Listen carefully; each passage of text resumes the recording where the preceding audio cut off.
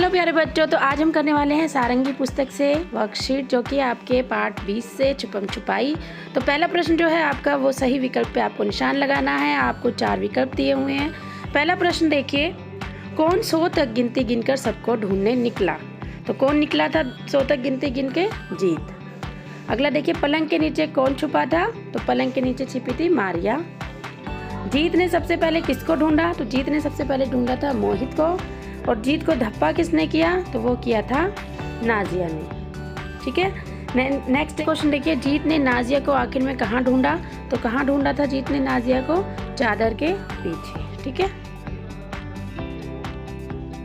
अगले प्रश्न देखिए, आपको सही और गलत का निशान लगाना है। तो सबसे पहला देखिए, जीत 50 तक गिनकर सबको ढूंढने निकला था। तो ये गलत है, क्योंकि जीत ने कितने तक गिना था?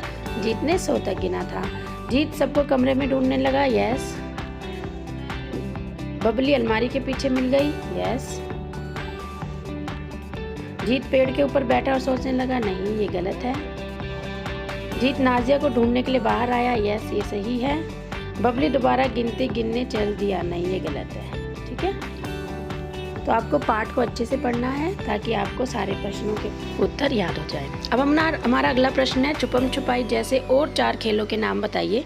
तो छुपम छुपाई जैसे और 4 खेल क्या हो सकते हैं? तो जैसे आपका हो गया पिट्ठू, आँख मिचोली, गिल्ली डंडा या फिर चोर सिपाही। उम्मीद है ये सारे गेम आपने खेले होंगे। अगले प्रश्न में देखिए, आपको सही विकल्प चुनकर उत्तर देना है। यानी कि रिक्त स्थानों की पूर्ति करनी है। जैसे देखो, पहाड़, तो क्या आएगा? आ आएगा। अपहार नहीं होता, उपहार होता है। तो यहाँ पे क्या आएगा? उ।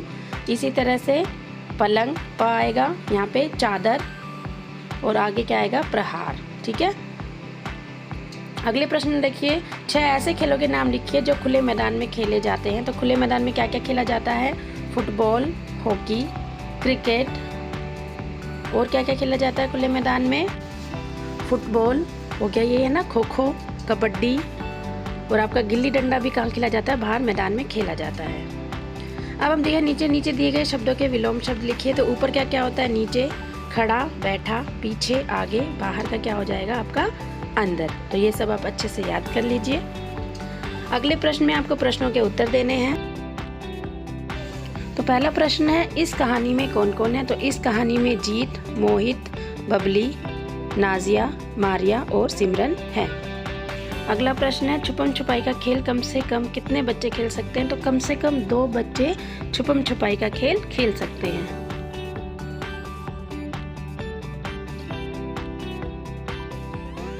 अगला प्रश्न है, छुपने वाला व्यक्ति क्या करता है। तो छुपने वाला व्यक्ति अपने शरीर को किसी वस्तु या स्थान के पीछे छुपा देता है ताकि उसे ढूंढना मुश्किल हो, कोई भी उसे ढूंढ ना पाए।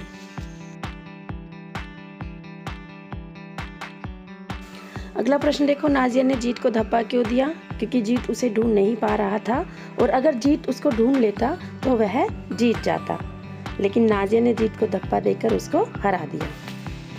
अगला प्रश्न देखो, छुपम छुपाई खेलने के लिए कौन से नियम है। तो छुपम छुपाई खेलने के लिए क्या नियम है कि जो ढूंढने वाला व्यक्ति होता है उसे अपनी आंख बंद करके गिनती गिननी होती है और फिर उससे सबको ढूंढना होता है। जो सबसे पहले पकड़ा जाता है वह आउट हो जाता है और अगली बार वह ढूंढने वाला बनता है।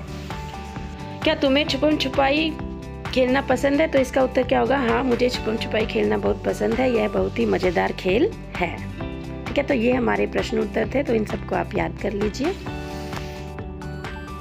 प्रश्न में आपको जोड़े बनाने हैं। तो देखो, दोनों ही कॉलम में कुछ चीज़ें दी गई हैं खेलने की और कौन सी चीज़ किससे रिलेटेड है ये आपको बतानी है। जैसे देखो, पहला जो है आपको बॉल दी हुई है। तो ये कौन सी बॉल है? क्रिकेट में यूज़ की जाती है, तो ये क्रिकेट के साथ मैच होगी।